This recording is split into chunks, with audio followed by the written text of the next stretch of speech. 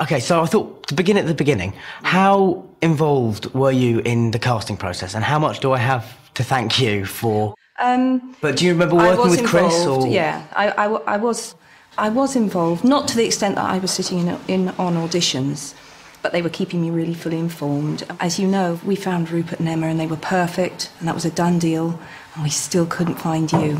Will you say how you were found? Well, it was just, it was amazing, really. It was a bizarre kind of moment. Originally, what had happened was that David Heyman, the producer, knew my dad, because my dad had been a literary agent, and my dad had worked with David's mum. And so David sort of asked my dad if I would audition, and the original deal that we'd heard was going to be to do 6 films, and it was going to be done in America, and it was all sort of, you know... It was going to be done in America? No one ever told me that. Well, obviously, maybe that's why it changed, because you probably put your foot down at some point, or they just went, Joe won't agree to that. They know me quite well. Which was good, to be honest. That would have not been good. But I'm not somebody who particularly believes in fate and destiny and all those things, but my parents do. And so the final straw was the fact that I went to the theatre to see a production of Stones in His Pockets, and David Heyman and Steve Clovis, who adapted all but one of the books, happened to be sitting in the row in front. You believe it? And I was sat there for the whole time thinking, why is that man keep staring looking at me? This is very creepy. It was very creepy. I need to phone someone. It was very odd. And I remember at the interval, my mum and my dad both looking kind of quite intense about something. But you know, when as a kid you're aware that you're being purposely kept out of the loop, you know, for your own good kind of thing.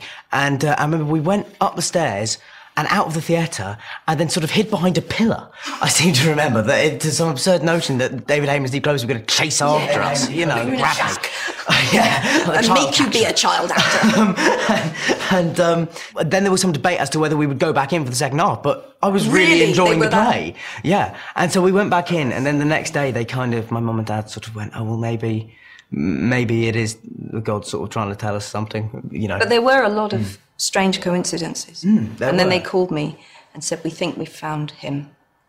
And then the first time I ever saw you was on screen in my sitting room at home. Really? They sent me a video of you. And the curious thing is, and I'm like you, I don't believe in fate and destiny. Which is interesting, because it comes up so much in the book. Absolutely. I think you make your own. Yeah.